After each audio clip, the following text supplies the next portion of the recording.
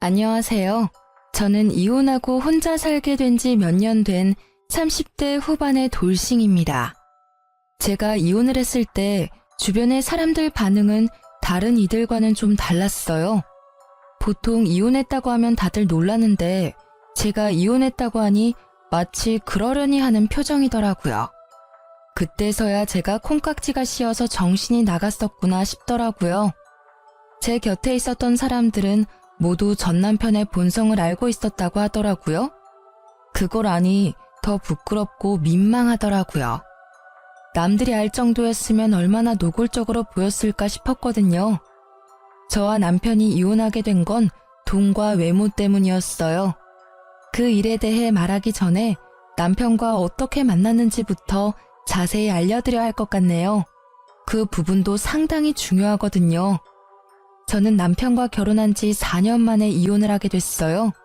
꽤나 빠른 이혼이었고 그보다 결혼은 더 성급했죠.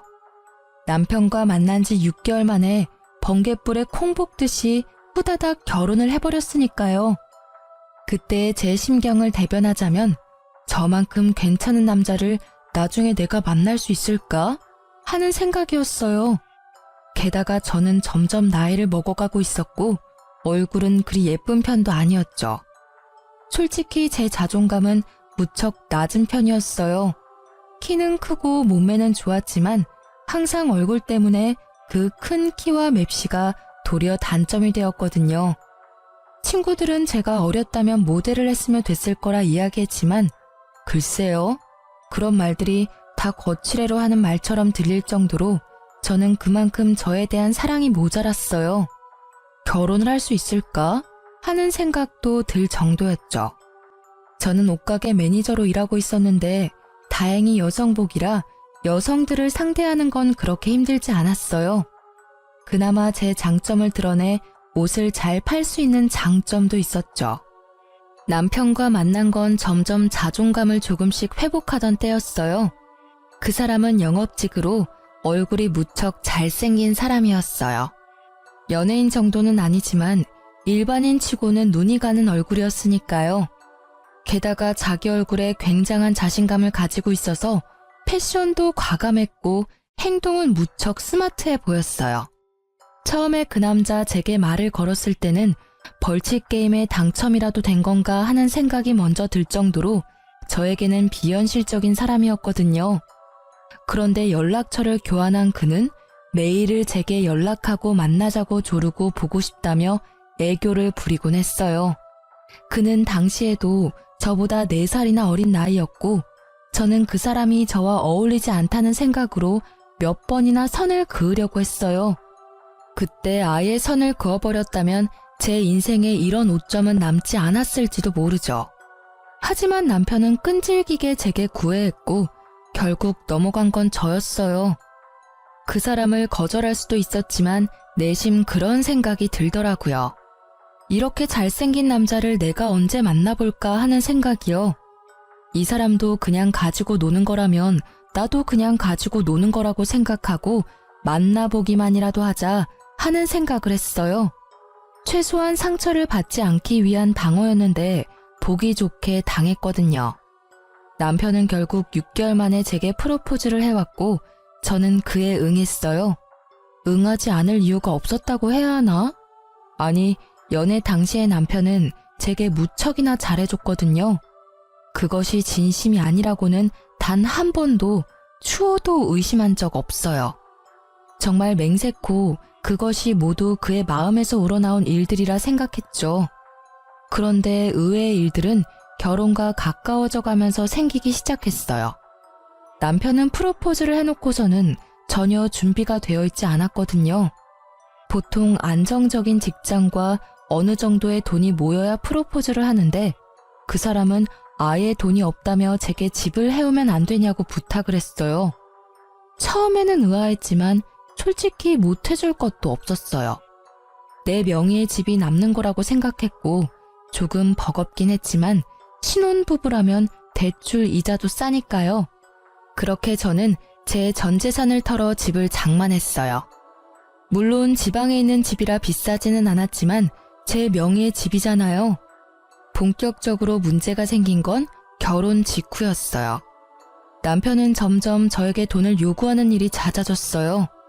본인도 일을 하고 있으면서 그 돈은 어디다가 쓰는지, 제게 매번 용돈을 요구했고 집에는 사치스러운 물건들이 하나둘 생기기 시작했죠.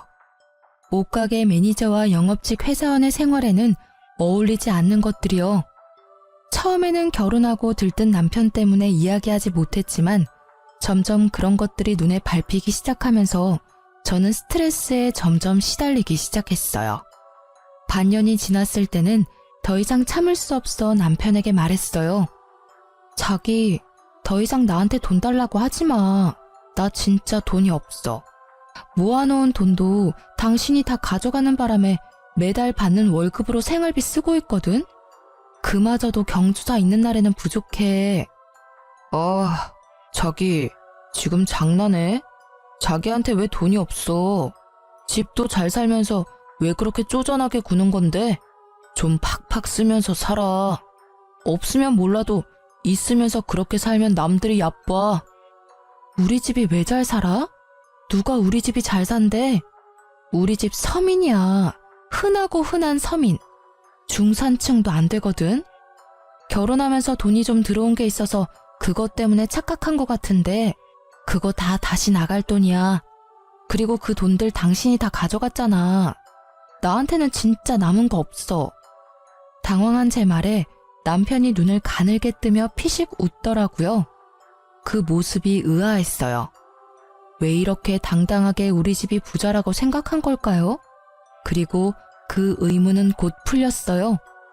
내가 눈뜬 봉사로 보여? 당신 부모님 사시는 집, 그 집 엄청 비싸잖아. 땅값도 어마무시하고. 부모님이 거기 살 정도면 너희 집 돈이 제법 있다는 이야긴데 다 아는 사실 숨기지 맙시다. 네? 게다가 당신 가지고 있는 물건들 좀 봐.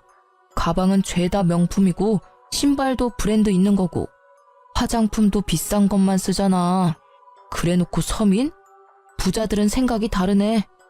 뭔가 착각하고 있는 것 같은데 그 집 우리 집 아니야. 우리 거기 새들어 산다고. 전세. 그것도 전세 싸게 새들어 사는 거야. 우리 이모가 가지고 있는 집인데 엄마한테 싸게 받고 살라고 했거든. 그리고 내가 가지고 있는 명품 중에 내가 직접 산 건 단 하나도 없어.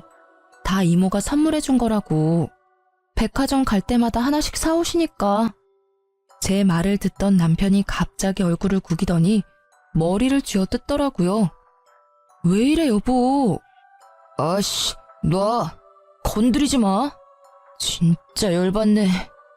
남편은 그러면서 욕설을 하더니 집을 나가더라고요. 저는 이게 다 무슨 일인지 짐작도 안 갔어요. 그런데 그 이후로 남편의 태도가 완전히 달라졌어요. 그 전에는 돈을 원할 때마다 제게 애교도 피우고 예쁘게 행동했는데 갑자기 냉랭해졌어요.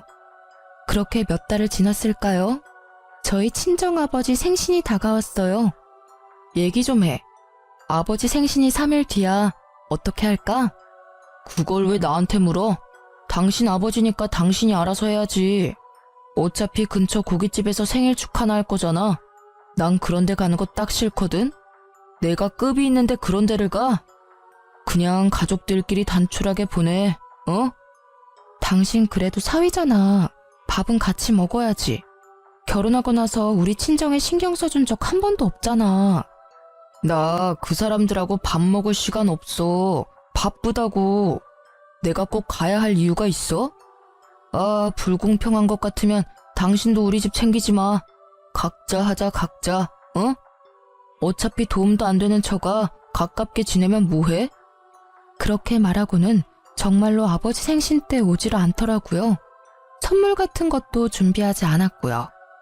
아예 그날은 야근한다며 확인하듯이 말하고는 전화를 뚝 끊었어요. 저는 친정아버지에게 미안한 마음이 들어 고급 레스토랑에 가서 식사를 하고 모아놓은 돈으로 아버지에게 명품 지갑을 선물해드렸어요. 아버지는 괜한데 돈 쓰지 말라며 다시 되돌려 주시려 했지만 나이 들어서 명품 하나는 들고 있어야 어디 가서 얕보이지 않는다며 억지로 손에 들려보냈어요. 그리고 속상한 마음을 달래려 SNS에 행복한 척 레스토랑에서 찍은 사진과 아버지 선물 사진을 올렸죠. 사진을 올리자마자 남편이 전화가 오더라고요. 아니, 고급 레스토랑을 갈 거였으면 미리 이야기를 했어야 할 거 아니야. 근처 고깃집이나 대충 갈 줄 알고 안 간다고 한 거였는데 그런데 갈 거였으면 나한테 연락했어야지. 내가 왜 연락을 해? 안 간다고 한 건 너였잖아. 우리 아버지 생일 다 무시하고 야근까지 한다고 한 게 너야. 어디서 이제 와서 뒷북을 치고 난리야? 아나무인의 남편 태도에 저는 열이 받을 대로 받아버렸고 결국 소리를 꽥 질렀죠. 소리를 지르고도 제 화는 가라앉지 않았어요. 도리어 점점 쌓여가고 있었죠. 마치 이제 곧 터질 화산처럼. 그렇게 쌓이던 화산은 남편 생일에 터져버렸어요. 남편은 제가 아버지에게 해준 것처럼 고급 레스토랑에 명품 선물을 해주길 바라고 있더라고요. 그 며칠 전부터 시계가 작동을 안 한다며 새로운 시계를 하나 살까 고민 중이라고 말하더라고요. 딱 봐도 그거 사달라는 이야기였어요. 그렇지만 저는 아버지 생일로 이미 빈정이 상했고 남편 생일을 챙기고 싶은 마음은 눈꼽만큼도 없었어요. 그의 생일이 주말이었기에 저는 새벽부터 몰래 준비를 해서 친정으로 갔어요. 준비라는 건 냉장고에 먹을 수 있는 음식을 모두 비우고 화장을 해서 여행 준비를 해서 나갔다는 거예요. 남편을 두고요. 그리고 친정 식구들과 오랜만에 당일치기 여행을 갔어요. 남편에게 내내 전화가 오는데 계속 무시했어요. 그리고 저녁에 집에 돌아왔더니 남편이 화난 얼굴로 제게 따지더라고요. 왜 이제 와? 내 생일인데 뭐하고 이제 들어오는 거냐고.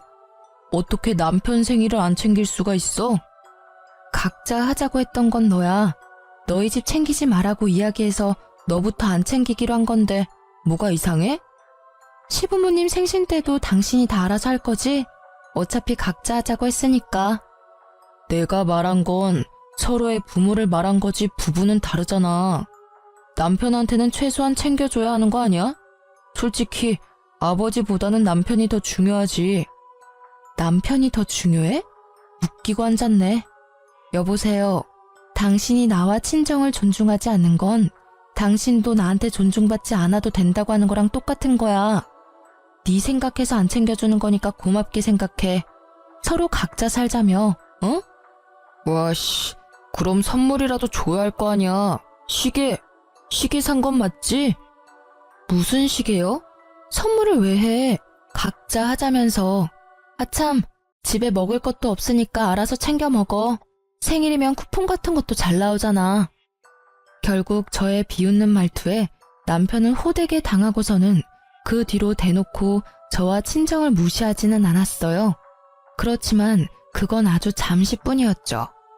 그 일이 있고 얼마 지나지 않아 남편은 점점 늦게 들어오기 시작했어요. 영업이라는 직업의 특성을 생각하더라도 무척이나 늦은 시간이었죠. 어떤 때는 외박이라고 해도 이상하지 않을 시간에 들어오기도 했어요. 그리고 그와 함께 저에 대해 외모 공격도 심해졌죠. 하루는 아침에 들어온 남편에게 따졌어요. 당신 요즘 왜 이렇게 늦게 다녀? 얼굴 못 본 지 벌써 일주일이 넘었어. 들어와서 옷만 갈아입고 나가고. 같이 사는데 왜 얼굴 한 번을 제대로 못 봐? 봐서 뭐 할 건데. 너야 기분 좋겠지. 잘생긴 얼굴 보면서 감상할 수도 있고. 그런데 나는? 내 생각은 해. 매일 아침 자고 일어나서 이 못생긴 얼굴 마주치면 밥맛이나 생기겠냐고. 게다가 못생겼으면 화장이라도 열심히 하던가.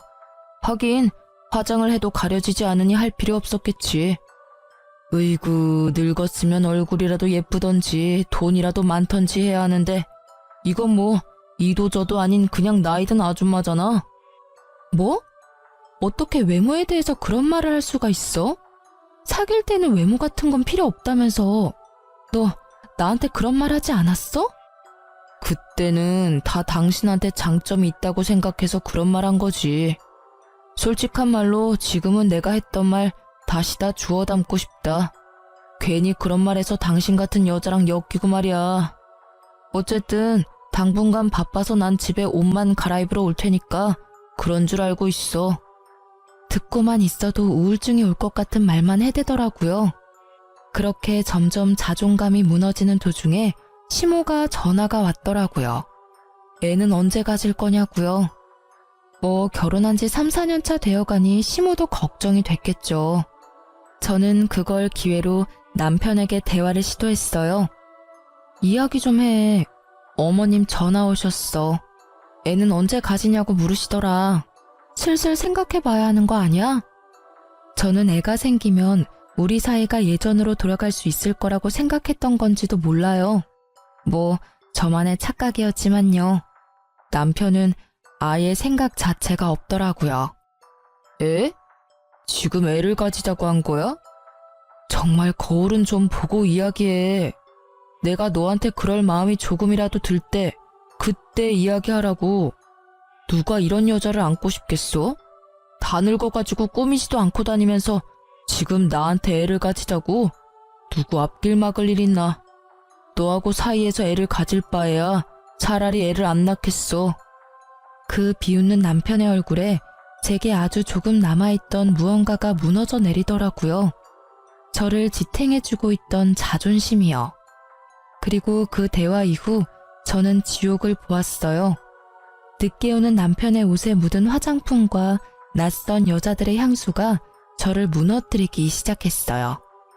남편은 밖에서 여자를 만난다는 사실을 숨길 생각도 없는지 가리지도 않더라고요.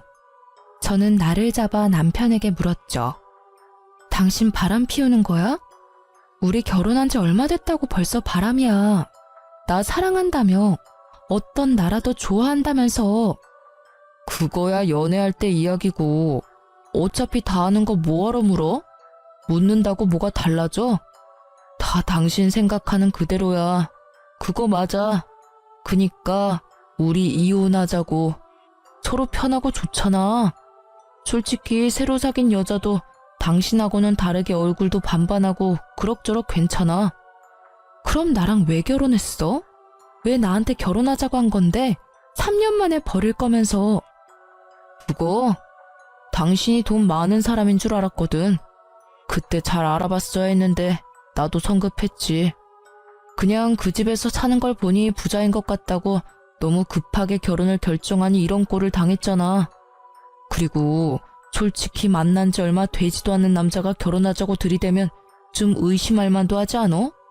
게다가 당신처럼 못생기고 늙은 여자 어떤 남자가 좋다고 먼저 들이댔겠어? 돈 없는 거 알았으면 나도 가까이 안 하는 건데. 그래서 부자가 아닌 나하고는 이혼하고 싶다고? 그래야 빨리 돈 많은 여자 잡아서 나도 편하게 살 거 아냐. 그렇게 말귀를 못 알아들어? 저는 대화를 할수록 열이 뻗치는 상황에 미쳐버리겠더라고요. 저런 놈을 왜 몰라봤는지 아무리 생각해도 모르겠더라고요. 저놈과 헤어지는 게 최선이라는 생각을 했지만 저놈이 원하는 걸 알고 나니 딱 해주기 싫더라고요.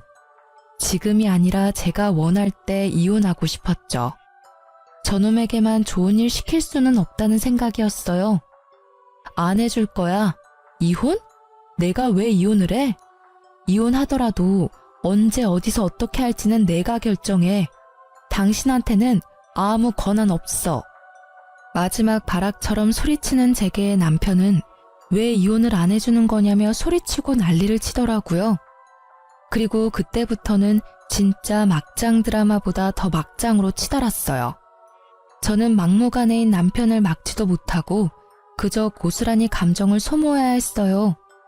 그렇게 이혼에 대한 마음이 강해지던 어느 날 친정엄마에게서 전화가 왔어요. 이모가 아파서 병원에 입원했다고요. 저는 너무 놀라 이모가 입원한 병원으로 뛰어갔어요. 이모, 이게 다 무슨 일이야? 왔어?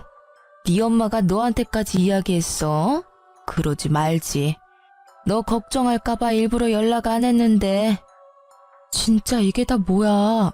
얼굴색은 왜 이리 안 좋고. 도대체 무슨 병인데? 뭔데 이렇게 힘들어하는 건데? 그냥 신장이 안 좋대. 그냥 두면 천천히 죽어갈 거라고. 이식을 하는 방법은 있지만 적합자가 없으면 못한대. 적합자? 그럼 나도 적합한지 알아볼게. 아니, 그만해. 너한테 그런 일까지 시키고 싶지 않아. 이래서 네 엄마한테 이야기 안 하려고 했던 거야. 그런 게 어딨어? 일단 내가 의사 선생님 한번 만나볼게. 결국 만류하는 이모를 제쳐두고 저는 의사에게 가서 상담과 간단한 피 검사를 진행했고 놀랍게도 이식을 할 수 있다는 이야기를 들었죠. 그렇게 이식 수술과 이식 후 안정을 위해 일주일 정도 집에서 나와 친정에 머물기로 했어요. 남편에게는 잠시 친정에 다녀오겠다고 했고요. 물론 들은 척도 하지 않았지만요. 그렇게 어려운 수술을 마치고 회복하는 동안 이모는 제게 너무 고마워했어요. 자신의 목숨을 늘려준 사람이라고, 생명의 은인이라고. 저는 이모야말로 우리한테 집도 빌려주고 물건도 많이 사주고 고마울 일이 많다고 말해줬어요. 은지야. 내가 너한테 줄 선물이 있어. 은지가 싫지 않다면, 아니, 나는 무조건 너가 받아줬으면 좋겠어.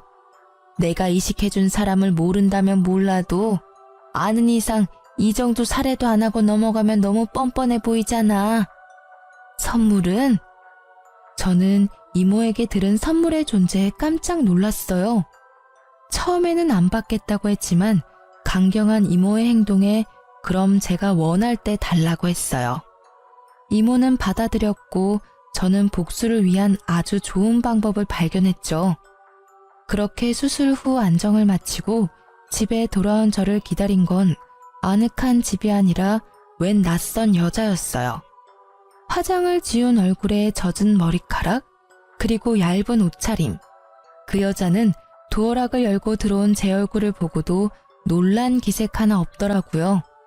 놀라기는커녕 아래 위로 저를 훑어볼 뿐이었죠. 어머, 와이프가 이렇게 생겼구나. 이런 여자랑 같이 살면 바람 나도 할 말은 없지. 이래서 헌옷보다는 새 옷이지. 안 그래요? 비우는 그 여자에게 한마디 해주려는데 마침 욕실 문이 열리고 속옷만 입은 남편이 나오더라고요. 저는 화가 나서 남편에게 욕설을 퍼부었어요. 미친놈아, 여기가 어디라고 상간녀를 데리고 와. 미친 거 아니야? 이 집이 네 집인 줄 알아? 엄연히 내 명의로 된 내 거거든? 어차피 우리 결혼 생활 쪽난 거 너도 알고 나도 알고 남들이 다 아는데 꺼리낄 게 뭐가 있어? 그냥 편하게 살자. 당신 없는 동안 집에 여자 하나 들이는 게 뭐가 그렇게 화낼 일이야? 열받으면 이혼해 주던가. 이혼? 그게 그렇게 하고 싶었어? 내가 경고하는데 이 혼인 파탄의 이유는 모두 당신한테 있는 거 알지? 나는 받을 수 있는 위자료는 다 받을 거고 당신한테 한 푼도 안 줄 거야. 마음대로 해. 나는 그냥 빈털터리에 못생기고 나이 많은 여자랑은 살기 싫은 것뿐이니까. 그렇게 이야기하며 남편과 상간녀는 둘이서 눈을 마주치며 낄낄거리며 비웃더라고요.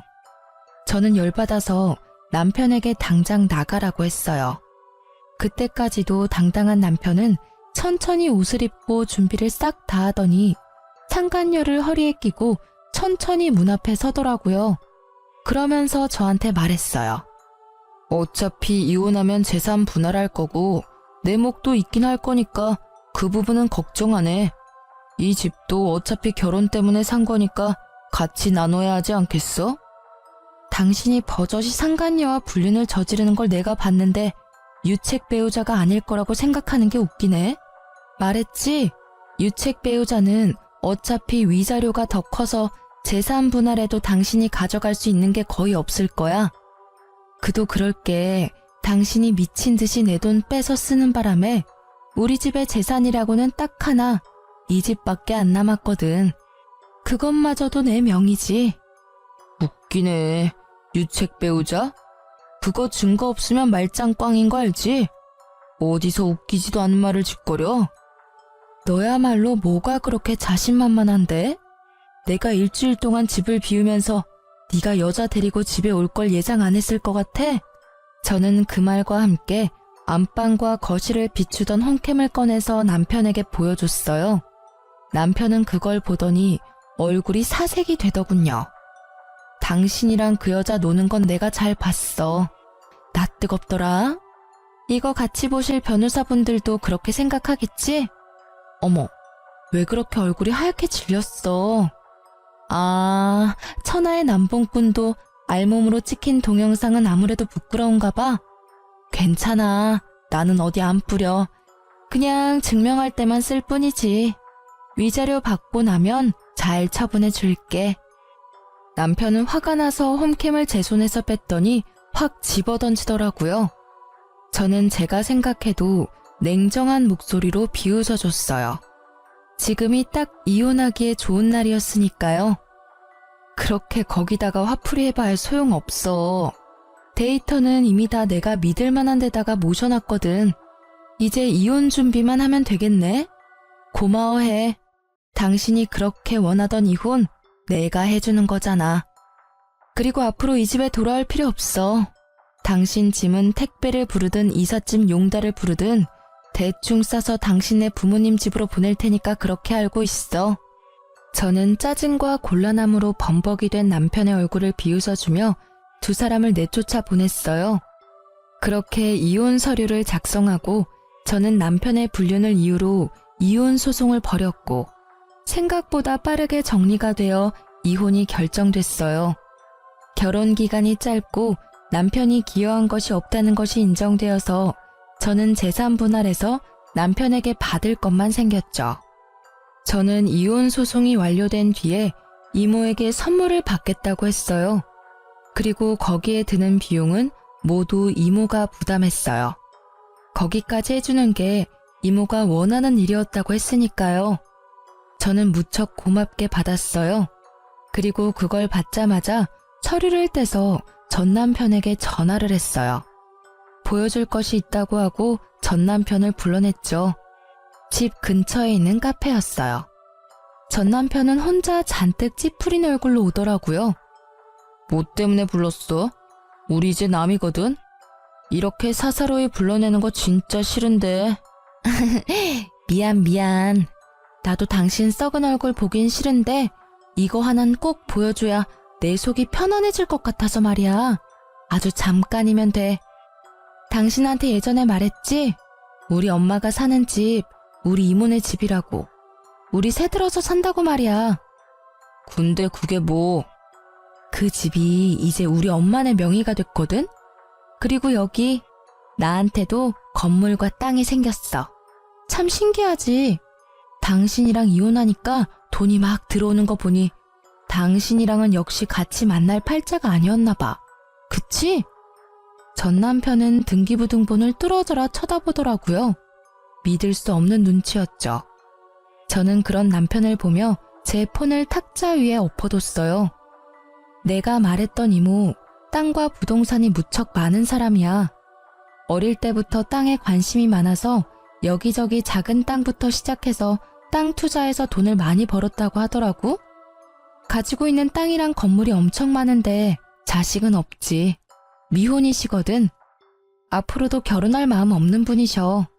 그분이 친절하게도 나한테 본인이 가진 땅과 건물을 주셨네. 이걸 왜 네가 가져? 게다가 이혼 직후에? 너 이거 짰지? 나한테 돈 한 푼도 안 주려고 일부러 이혼 직후에 받은 거 아니야? 한 푼도 안 주려고 그런 건 아니야. 이건 내가 개별로 받은 거라 당신하고 나눌 일은 없지. 그렇지만 틀린 말은 아니네. 일부러 이혼 직후에 받은 건 맞아. 당신을 화나게 하려고 말이지. 내가 당신하고 이혼해주기 전에 일주일 정도 집 비운 적이 있었지? 그때 이모한테 신장 이식해줬어. 그랬더니 나한테 주셨더라고. 내가 이모의 생명의 은인이라고. 돌아가시면 남은 재산도 다 나한테 물려주겠다고 하시더라고. 거짓말이야. 거짓말이지? 이거 다 가짜 서류지? 야, 말해보라고. 소유주가 왜 네 이름으로 되어 있냐고. 가짜라고 믿고 싶으면 그렇게 믿어. 그리고 등기부 등본은 아무나 떼볼 수 있는 거 알지? 네가 직접 가서 찾아보던가. 당신이 눈독 들이던 그 집이 우리 엄마 명의로 바뀌었는지 직접 보면 되잖아. 이건 사기야. 이런 재산이야말로 당연히 나랑 나눠야지. 이혼을 하면 당연히 재산 분할해야 하는 거잖아. 당신한테는 기여분이 없어. 돈을 홀라당 가져다가 사치품에 쓰는 것밖에 없었으니까. 당신이 잘 모르나 본데 이번 이혼은 당신의 불륜과 더불어 사치도 이혼 원인이 된 거거든? 신용카드, 현금카드, 뭐 내역이 줄줄이 다 불륜과 사치품뿐이니까 너한테 돌아갈 재산은 한 푼도 없는 거지. 그래서 위자료 나한테 지급하라고 결정났잖아. 안 그래? 전 남편은 완전 멘붕이 온 얼굴로 서류를 움켜쥐며 뚫어져라 쳐다보더라고요. 거기 적혀있는 글자가 변할 리가 없으니 저는 웃으며 그 모습을 구경했죠. 돈 없다고 찬 여자, 갑자기 부자가 됐으니 당황할 법도 하죠. 여보, 미안해. 당신이 이렇게까지 화가 났을 줄은 몰랐어. 하지만 우리는 이렇게까지 이혼할 필요가 없는 사람이야. 응? 그러니까 우리 다시 재결합 생각해볼까? 당신 내 얼굴 잘생겼다며 좋아했잖아. 응? 무슨 소리 하는 거야? 당신이 잘 데리고 다니는 상간녀나 잘 돌봐.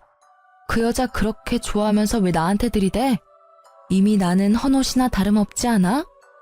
돈 없으면 얼굴이라도 예뻐야 하는 게 여자라고. 그때 당신이 말하고 나서 나도 내 주제를 알았어.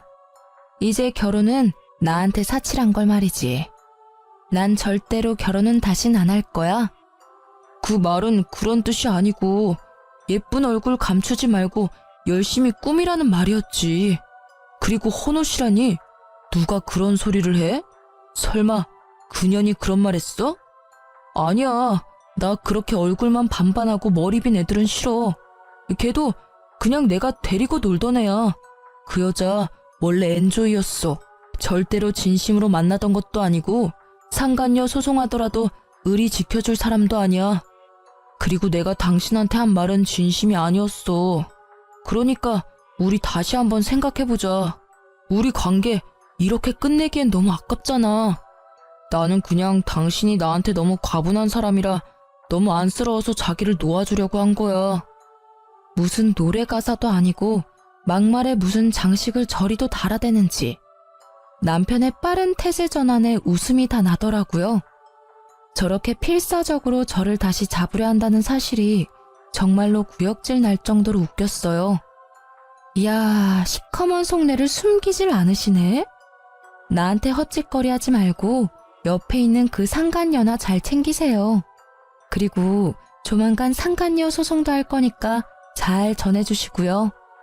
그 말과 함께 저는 카페에서 나왔어요. 전 남편이 저를 따라 나오려고 했지만 저는 미리 불러둔 택시를 타고 집으로 향했어요. 그리고 마지막으로 택시 안에서 폰을 켜고 상간녀에게 파일 하나를 보냈어요. 방금 전 남편과 통화한 녹음 파일이요. 상간녀 소송하려고 연락처 저장해놨는데 마지막 결정타 한 방 날려줬어요. 남편 놈에게도 열이 받았지만 감히 저를 품평하듯 보며 비하한 상간녀에게도 열이 받았거든요. 벌이란 건 두 사람이 다 받아야 하는 거라고 생각하니까요. 읽은 표시를 보고 나서야 저는 마음 편하게 폰을 껐어요. 마지막까지 복수가 잘 돼서 기분이 상쾌하더라고요.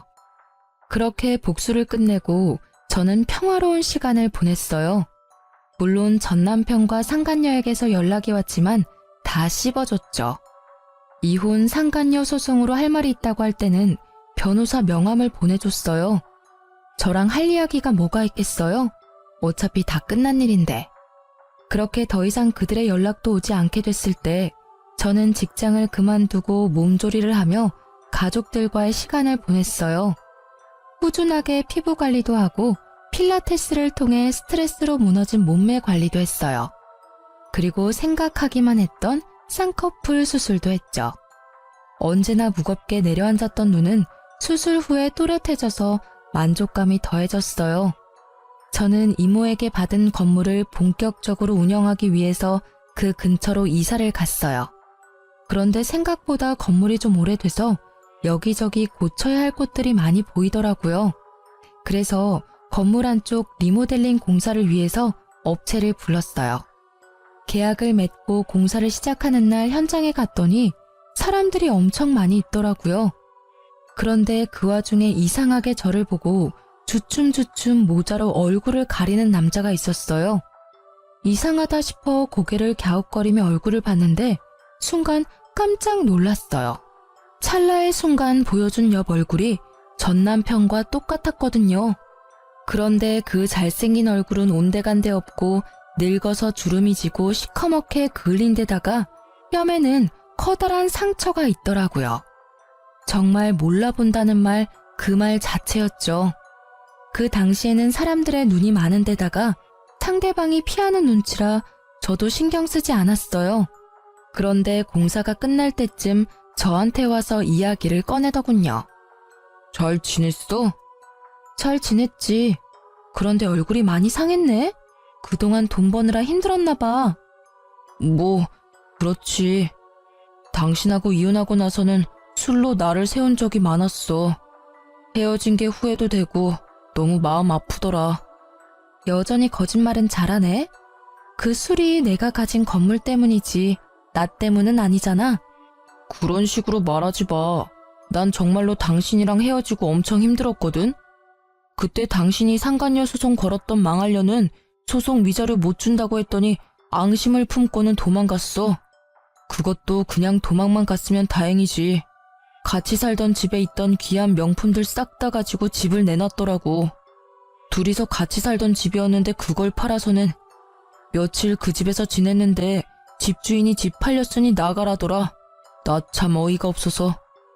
그런 여자인지 모르고 사귀었어? 아니, 그런 여자라서 사귄 거 아니야? 그리고 상간녀 소송하면 보통 남자 쪽이 소송 위자료 다 내주는 거 아니야? 둘이 우리 집 욕실에서 봤을 때는 천년만년 살 것처럼 죽이 잘 맞던데? 무슨 헛소리야. 그런 여자랑 무슨 죽이 잘 맞아? 나는 그때부터 당신 잊은 적 단 한 번도 없어. 정말이야. 당신이 좋아하던 그때 얼굴은 아니지만 그래도. 그래, 그때 얼굴은 아니네. 그 얼굴이면 돈 많고 예쁜 여자 만나기도 힘들겠어. 9년이 내 돈 다 들고 도망치고 나서 나도 새로운 여자 만나려고 했어. 당신도 잘 알잖아. 지금은 이래도 내 얼굴이 꽤 반반했으니까 어떤 여자든 다 꼬실 수 있다고 생각했거든. 그런데 나이가 드니까 그것도 안 되더라고. 젊고 잘생긴 애들이 많아져서. 게다가 생활이 팍팍하니 얼굴이 점점 더 안 좋아지더라고. 근데 그때 교통사고가 났어. 얄궂게도 온몸이 멀쩡한데 얼굴에만 상처가 났지. 그때는 진짜 죽고 싶었는데 그 아름답던 내 얼굴이 피부가 살점이 떨어지고 날아가서 회복이 어렵다잖아. 여기까지 복구한 것도 힘든 일이었거든.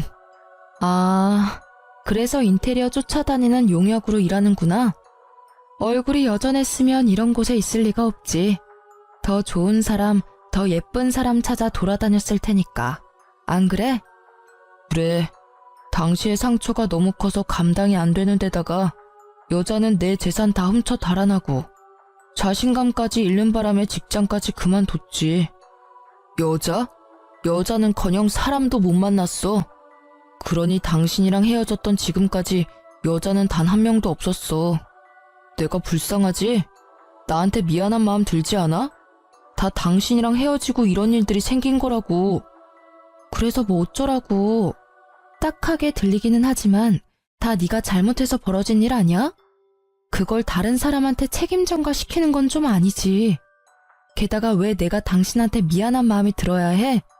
반대로 네가 나한테 미안해해야 하는 거 아니야? 너 때문에 나는 남자 불신에 걸려서 남자도 못 만나고 있는데 나한테 가장 중요했던 행복한 가정을 꾸린다는 선택은 이미 내 인생에서 사라진 지 오래거든? 웃기고 있네. 너한테 불행이 닥쳐오니까 너만 불행한 놈 같고 세상이 원망스럽지? 내가 너랑 이혼하기 직전에 내가 당했던 불행은 세상이 아니라 네가 직접 나한테 준 거거든? 그러니까 네 꼴 그렇게 된 거 세상 탓하지 말고 네 잘못이나 탓해. 당신 아직도 혼자야? 설마 아직도 나 못 잊은 거야? 내가 너한테 그만큼 큰 의미였어? 그럼 왜 이러고 있어? 우리 다시 재결합하면 되지. 당신 내 얼굴 좋아했으니까 당신 돈으로 얼굴 고쳐주면 되잖아. 그러면 우리 다 같이 행복하게 잘 살 수 있어. 멍청한 얼굴로 행복회로 팽팽 돌리면서 여전히 정신 못 차리고 미친 소리 찍찍 해대는 전 남편을 보니 그 긴 시간 동안 가라앉혀 두었던 화가 폭발하기 시작하더라고요. 여전히 지가 뭘 잘못했는지 모르고 있는 데다가 굉장히 심한 착각까지 하고 있어서 현실을 알려주기로 했어요. 아직도 정신을 못 차렸네. 헛소리 작작하라고 이야기했지? 잘 들어. 한 번만 말한다. 너야말로 내 인생 최악이다, 이 나쁜 새끼야. 어딜 감히 다시 들이대? 착각하지 마. 내가 남자를 계속 못 만나는 이유는 당신 같은 남자 만날까봐 무서워서 그런 거거든? 그러니까 재결합 같은 그런 미친 소리 꺼내지도 마. 네가 그때 나한테 충실했다면 나는 당신이 어떤 얼굴을 가졌다 하더라도 당신하고 행복하게 가정을 꾸리려고 노력했을지도 몰라. 나는 그런 사람이니까. 당신이랑 만났을 때 나는 당신 얼굴 같은 것보다 나한테 집중하는 모습이 더 마음에 들었으니까. 네가 계속 그런 마음가짐이었다면 지금의 못생긴 너라도 난 다 받아들였을 거야. 그런데 그런 나를 내친 건 당신이잖아. 이혼하기 싫다는데 이혼 강요하고 집에 여자까지 데려와서 막장짓거리 한 놈이 너야. 너는 나한테 다시 만나자거나 재결합을 하자고 하면 절대로 안 될 단 한 사람이야. 내게 이만큼의 상처와 절망을 줘놓고 그렇게 쉽게 재결합을 이야기해? 돌았니? 정신 나갔어? 가슴에 손을 얹고 네가 나한테 한 짓거리나 잘 생각해봐, 이 나쁜 놈아. 내가 뭘 그렇게 잘못했는데? 너한테 나쁜 말 한 거는 다 사과했잖아. 미안하다고 해결될 일이면 얼마나 좋겠니? 네가 나를 단연 못하는 것 같아서 말해줄게. 네 상간녀 도망간 거 나 때문이야. 내가 당신이랑 그때 이혼 직후에 카페에서 만났잖아. 그때 당신이 상간녀 욕하면서 나한테 매달리는 거 다 녹음해뒀다가 상간녀한테 보내줬거든. 생각 오래 하지도 않았나 봐. 바로 돈 가지고 튄 거 보니. 그러게 평소에 잘 좀 하지 그랬어. 그랬으면 그 여자랑 잘 살 수도 있었을 텐데. 제 이야기를 들은 전 남편은 짜증과 화가 섞인 얼굴을 한 채 고개를 푹 숙이고는 나갔어요. 처음에 얼굴이 상해서 잠시 딱하다는 마음이 들었는데 그 생각마저도 시간 낭비였다는 걸 알려주는 전 남편의 모습에 저는 한숨이 저절로 나더라고요. 세상에 천년만년 아름다운 얼굴이 어디 있겠어요? 늙으면 다 같이 쭈글쭈글하고 검버섯이 피는 건 당연한 세상의 이치잖아요. 마치 그 미모가 영원할 것처럼 굴면서 다른 사람을 희롱해서 자기 생각대로 하려고 한 전 남편의 모습을 보면서 딱 맞는 죗값을 받았구나 하는 생각이 들었어요. 게다가 상간녀 이야기를 들으면서 제가 준 녹음 파일이 그 상간녀를 움직였다고 생각하니 참으로 통쾌하더라고요. 뭐 그게 아니었더라도 금방 헤어졌을 것 같았지만 저는 이혼 후에 이모처럼 혼자 살기로 결심했어요. 지금은 수술과 운동으로 많이 예뻐지고 어딜 가서도 늙어 보인다, 못생겼다 이야기는 안 듣지만 마음이 잘 동하지 않더라고요. 제 외모를 싫어했으면서 돈 때문에 결혼한 남자가 있는 걸 알고 나니 결혼에 대한 회의감이 사라지지 않더라고요. 물론 연애도요. 처음에는 몇 번 사람을 만나보려고 했는데 어떠한 말로 저의 환심을 사려 해도 그게 그냥 거칠애로만 느껴지는 거예요. 진실한 마음이었을지도 모를 그 말들이 이제 더 이상 제게는 진실처럼 느껴지지 않았어요. 게다가 이혼 전에 들었던 그 자존감 잘라먹는 말들은 여전히 제 머릿속에 꼭꼭 박혀 있었으니까요. 그렇지만 계속 그렇게 지낼 생각은 아니에요. 그 남자가 제게 한 나쁜 짓을 싹 지워줄 좋은 사람을 만나고 싶긴 하거든요. 언제까지고 전 남편의 아기의 참 목소리를 제 삶 속에 끼워두고 살 수는 없는 노릇이잖아요. 사랑은 사랑으로 고치는 게 맞다고 봐요. 전 남편과의 싸움과 일방적인 매도에도 제가 버틸 수 있었던 건 우리 가족과 이모 덕분이었거든요. 언젠가 가족처럼 저를 사랑해줄 사람이 분명히 어딘가에 있을 거라고 생각해요. 그렇다고 함부로 사람을 만날 생각은 아니지만요. 지금 당장은 가족들과 여행하며 지내는 이 시간이 너무나 소중하고 행복해요. 생각보다 저처럼 이혼 전의 외모 지적질이나 자존감이 뚝뚝 떨어지는 말을 듣는 분들이 많을 거라고 생각해요. 그럴 때는 참지 마세요.